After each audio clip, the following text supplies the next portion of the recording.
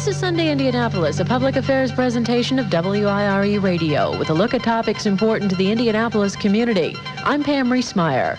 The November 2nd election signaled an end to campaigning for this year, but reporter Ken Owen says former U.S. Attorney Virginia Dill McCarty is already looking for support for her bid for the 1984 Democratic nomination for governor in Indiana. Former U.S. Attorney Virginia Dill McCarty says Indiana's unemployment rate and the state's budget deficit are two problems that must be addressed.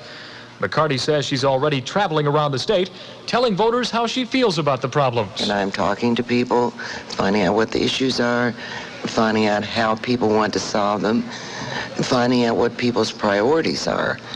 Because when we only have so much money, the state's treasury is no mystery. It's just like your pocketbook or my pocketbook.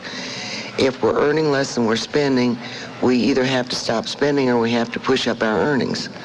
And if we decide to cut out the spending, then we have to decide what is it that must be saved and what is it that can be cut. McCarty says budget cuts may be needed to put Indiana in the black during this fiscal year, but she says cuts in educational funding would have a devastating impact. It seems to me that when everyone agrees what we want to do is bring high-tech business here, and everyone also understands that in order to do that, we have to have an educated populace, workers who know how to work in that kind of business.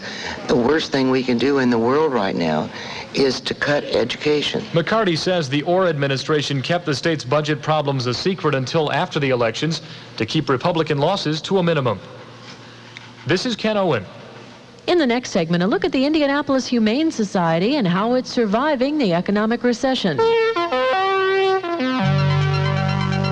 For Sunday Indianapolis, I'm Pam Reesmeyer.